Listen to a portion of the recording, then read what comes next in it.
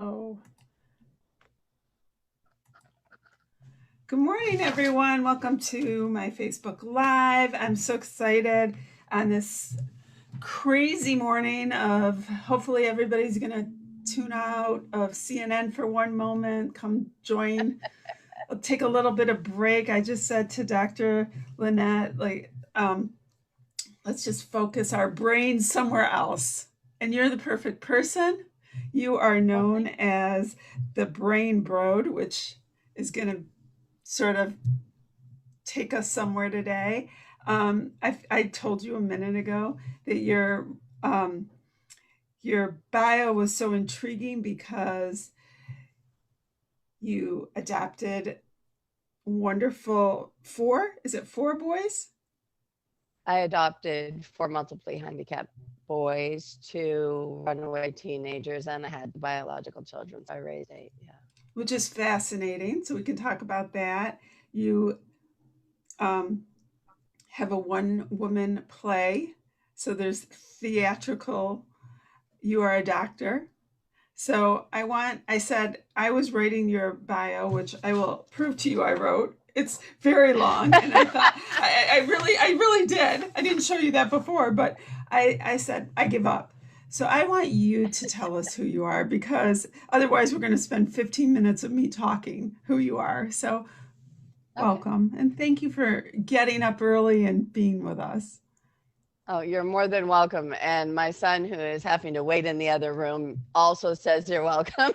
He's like, "Breakfast." I'm like, "Just wait. Breakfast is later." He's the only one that still lives with me, so when I adopted, as you mentioned, many children, I wasn't sure where we'd end up. And we ended up with everyone independent and self sufficient and doing really well and mostly shedding their diagnoses. But I do have one boy that's a man child at home and probably always will be. So if you hear strange sounds from the other side of the wall, it's my son going, breakfast, breakfast. That's fine. My Um, if you hear strange sounds, it's my stomach going growling. So I'm with him. I'm with him. Okay, so let's correct one thing. It's brain broad. Brain Um, broad. yeah, Okay. yes, and it's something that they used to call me brain lady, but there already was one, and I travel at home and abroad. I travel overseas. I work all over the world, or at least when you could fly.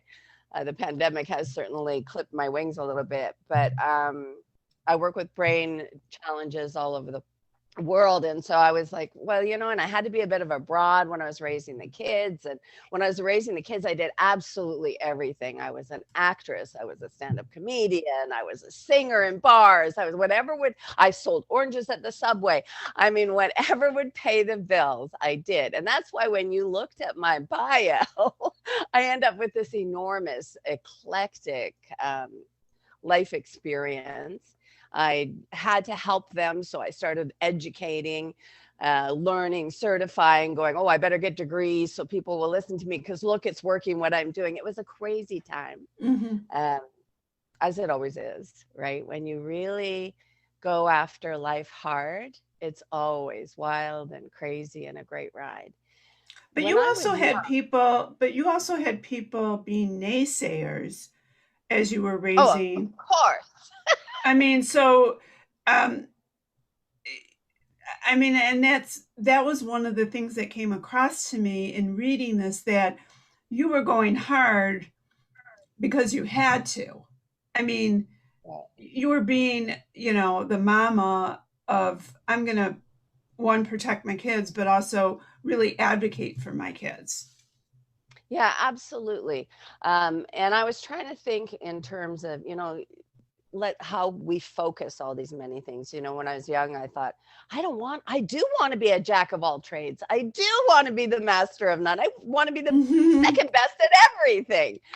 So I was always kind of greedy for life experience, including greedy for helping children. I came from a life of abuse, so I wanted to save the children. I had all these strong motivators. There was no information at that time for how to work with people who had fetal alcohol syndrome, autism, and were abused and locked in closets and all kinds of horrible backstories, especially autism. There was just no information. Hmm. So it was necessary. that I learn, that I discover with them, that we kind of figure it out together. And I was, having had abuse in my history, I was healing myself as well. And I had my own sensory problems, my own later to be labeled Asperger's. So we were really working hard to make things get better. And it was an advantage, mainly because, in business, you're supposed to pick your focus. I've never been good at saying, I'll just do this one thing. Um, but in life, my focus was all of us operating better and being independent and strong and helping children. So I had a natural focus always without deciding what it would be. And that drove me really, really hard to find answers to help the kids. And I didn't ever consider they couldn't heal. Whereas now, as I travel all over the world and go into homes, one of my biggest challenges in helping people is getting them to see their children as folks who can be independent, as folks who can Mm. grow and learn and Mhm. embrace life rather than reinforcing all of these myths about their disabilities. A myth that would explain what I mean by that is in autism, for example, you hear, oh, they don't like to be touched. Well, it's not true. But if you say, oh, you don't like to be touched to someone often Mhm. enough, every time you go to touch them, they won't want to be touched. Now, the correct way to say this is there are ways and places that they don't like to be touched. Mhm. So, and that's true of all of us. Some of us like public affection. Some of us, like to be hugged around the shoulders. Some of us like to be hugged around the middle. Some of us don't our hair Sure. touched. This is normal, right? Just extreme. So when you think you know something about a person, you build it. We're seeing that politically too, actually, right now. Sure. So whatever, yeah, whatever you believe, you make it sort of come true. And I didn't have that problem because it was way back when they didn't have a lot of beliefs. Mm. And the ones they had were crazy. They were blaming mothers for Sure. autism. That just didn't make sense. So I was open to learn from the children as they learned whatever I threw at them. And that changed it. And Makes sense. bring us forward to today. How have things changed today? We know more about autism. Um, Although I believe that there's still stereotypes. I do believe that as much Oh, as, I mean, I believe that as much as that we've grown, um, every time I do a lot of advocacy about having vaccines. I'll say that. And the minute you say, get that vaccine, you get the anti-vaxxers out there who say, don't do that, and that's just one thing I'll throw out hmm. at you. Um, Let's hit on that actually. okay. Um, one of the problems in our world, and we're seeing it everywhere, is this whole you have to be on one side or the other. Mm, Um, so you're either gay or straight. You're either, I'm identifying as a male or a female. I'm a vaxxer or an anti-vaxxer. I'm a Republican or a Democrat. mhm. I'm a mask wearer or I'm a non-mask wearer. And there's a stupidity created by the blindness of choosing a side. Vaccines are a really good example of that. My family mostly doesn't vaccinate, but we're not anti vaxxers. We pick and choose the vaccine, Mhm. we pick and choose the child. Why? Well, because if you keep an open mind and look at the science, you'll see that what's been studied doesn't include the multitude and the numbers of vaccines and then the predisposition of the child. It's not really possible to do that study. That would take so, so, so long. So you have to look at the situation, the children.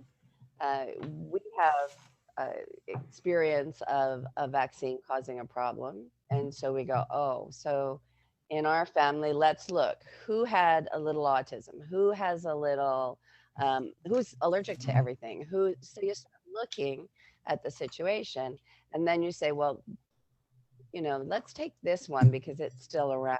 We want to get it. Let's not take this one. Let's spread it out differently than the way they scheduled it. As long as when I look at the science, it doesn't tell me that that will make it ineffective. So now you've got a person who's researching, paying attention, clearly making choices. Um, we're in the middle of a pandemic. If you're an anti vaxxer, you'll feel like I can't take this vaccine. Mhm. And you may be staying at home for a very long time. It's a real problem. You blind yourself from the rest of the story when you choose a side so strong and so hard that you hate everybody on the other side. Agreed. It's just Agreed. a And so as an advocate for something, I like to say there's a reason, because that means, like you said, in your family, if somebody can't take it, I'm advocating right, for someone to take it, right, because in your right, family somebody can't. And that, right. that's how I agree, and that's why I advocate, you know, for And something like that's that. where, right. And that's where taking a side really throws the numbers off. So you're looking for a herd immunity.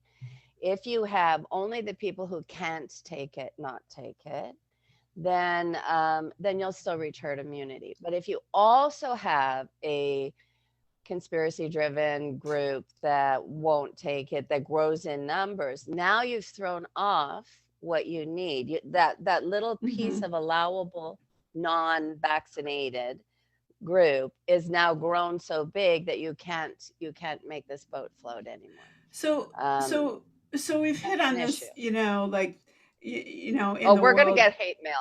Yeah, Just get ready for it. We're gonna get hate mail, no matter what we. And that's the problem. well, People you just know what? people. Here's where the hate mail is going to come. My next statement: I won't get hate mail, except for, to be honest, from the true anti-vaxxers, because I've done this before. Right, People right. who vaccine don't hate, and I mean that. I'll just say it that way, and I don't care. Um, I've had, I, I yeah. I I know what you're saying because I think it's true that I've like been, I can even I've been there. Go for it. And here's right. my feeling. Here's my feeling on Facebook. It's my Facebook page. I can delete you. It's my Facebook Yes. page. I can get rid Yes. of you. I say it all the time. I don't do hate on my Facebook page. I'm all about love. Good. I say that too. I say it too. So don't And that's kind of what, come at me. Come at me. I got the delete button. It's my delete button. Go for it. Um, right. and I Isn't that also, what we're saying anyway? well, and I will tell you this, and between you and I, and everybody knows, because I posted it on, I think January 1st. I have my most favorite T-shirt says "You do you," and I always do me. So, Right. and On it. that includes a delete button. So, but so So, I really, one of the things we went down that road, but what I really want but to can get I at, go down that road one of more course, little teeny inch? of course. Because in fairness to the parent, if you're the parent, and I work with parents who the kids are vaccine damaged, then it's really not questionable. That is what happened. So I'm still not an anti-vaxxer, but I've still seen this, and I've seen Mhm. it in my family. So if you're the parent of someone who was a perfectly normal, as far as you could tell, usually there was some stuff, but as far as you could tell, perfectly normal, adorable, talking child, and they suddenly weren't, and they're suddenly screaming and hurting and can't talk and can't make eye contact and can't hug you. You don't care about numbers. You don't care about numbers. You care about your child. You're Hmm. looking at your child. And that's the problem with even the numbers in the pandemic. We've lost sight of each individual person. Hmm. And if it's your family member that you love, you don't you're torn apart. And so the people who fight those folks, I just want you to, this is their heart. Hmm. They now have this life problem Of and they course. want to save others. And that's why they're so full of passion and anger is their terror and their fear and their desire to say, don't do it. Don't do it. No, Is and so I and all kidding aside, when I say I have my delete button, but I think what I see in it's an interesting conversation you and I have from our perspectives of our worlds of I have the PR and media perspective of where people utilize their tools of social media and where they can hate. You know, right, we've right. grown Well, oh yeah. from we've grown from where we can bully your child in kindergarten growing up. He looks different, he acts different, maybe he screams out, and to taking it to, in my world of the social parents on social media, um adults. I mean, we see this in the campaigns, we see this, we've seen Yeah. this Oh in my all of our goodness. worlds. And so, when I say I have the delete button, it's because there's I believe really strongly in putting out clear messaging and, talking to someone like you and giving out educational, clear, concise messages. And so if I put this video out today and someone comes and says, hate, hate, hate underneath, that's not helpful. If I agree. somebody, I if agree. someone came out and said, these are, I think even Savannah Guthrie said this morning, I heard her say on the Today Show, you can have your opinions, but facts are facts. And of course she was, talking about the political world. Facts are facts, your opinions are your opinions. And so Right.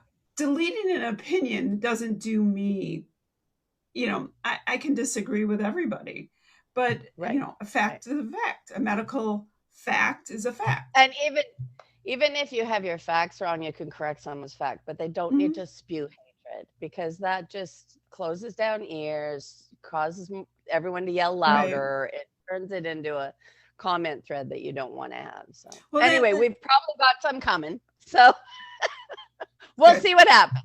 It's good. I like people talking, but and I think that really brings me back to where I said where you started, where your kids, when you adopted them young, and you started all of this, you came at it with passion and advocacy, but you also had to educate, Right. um, and educate yourself and Right. figure this all out, and what worked in a school system or what worked in a homeschool, Right. Right. Right. No, homeschools. it's true. And you also have to learn what to not listen to. So it's the Yeah, same throughout your education, right? You'll have a professor teaching you junk and you'll be like, "Oh, that's junk. Let's just pass the test and forget that as quick as we can." And then you'll have another one and they're gold. And you're like, this is the prof, the teacher I've waited my life for. They're turning you on fire and they're right. inspiring you in your brain, coming up with new ideas.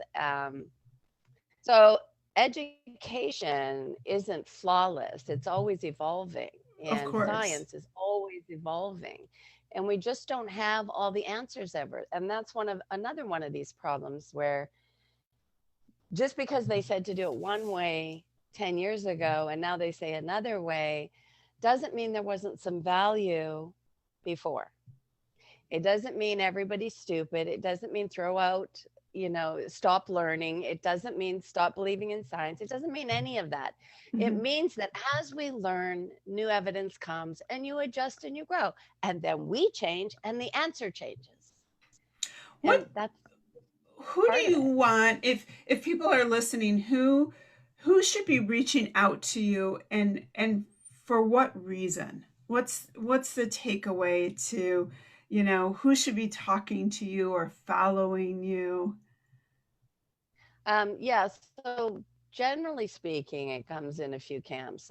People that want to know more about autism, which is my specialty, they tend to follow me and pay attention. Mm-hmm. Reach out and ask questions. I have stuff on the autism channel, and I answer a lot of questions all the time. So that's a big one, especially if you don't want to do the normal, typical approach to schooling your autistic child, then I'm a great creative thinker and have had a lot of experience and success with that. I do neurofeedback, which is a brain therapy, and again, I'm an expert in that field, especially in applying that to brain challenges in the home. So nowadays, everybody's trying to do this remotely. Well, I've been doing it remotely forever.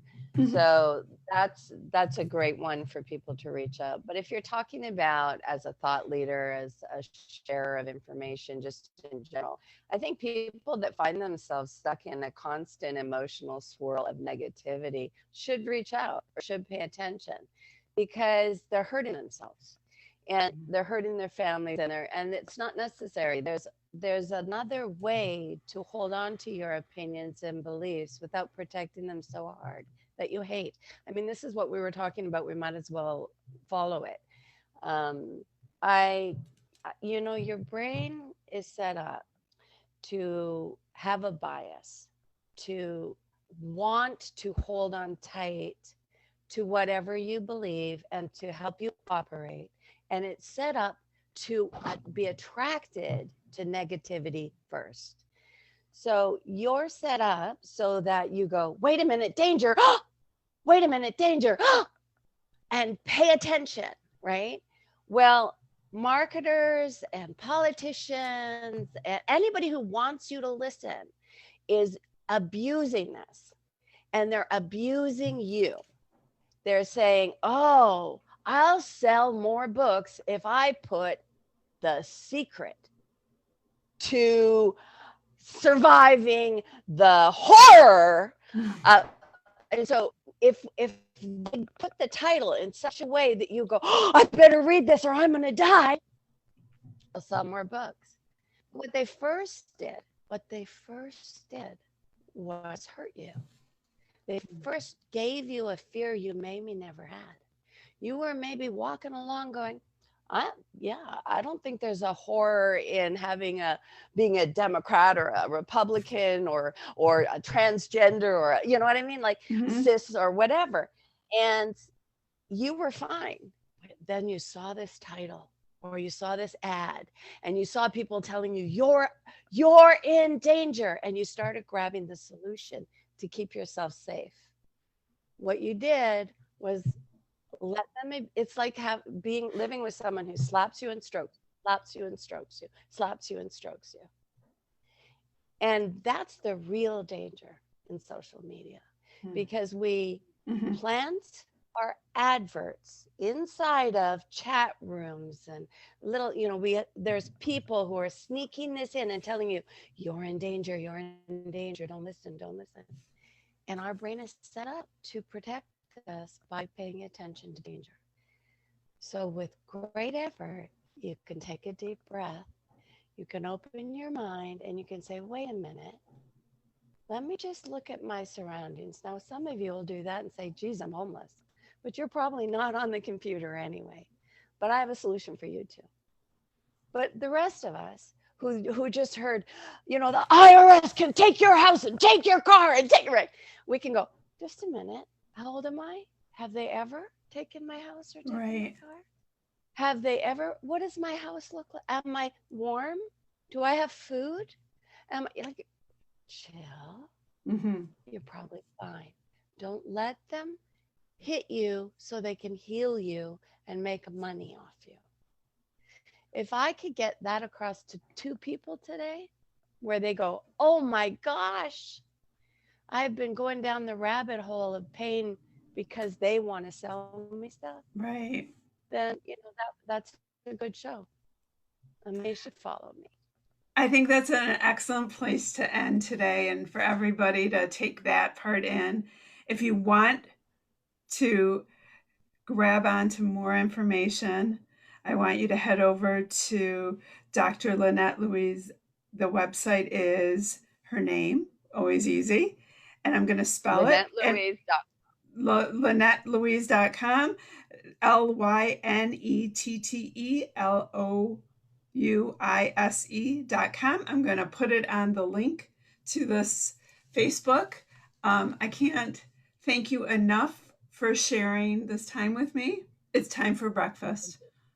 All right. I'm going to go feed my son. And thank you so much for sharing your audience. Thank I hope I you. helped somebody. I'm Okay. sure you did. It's nice meeting you. Have a great day.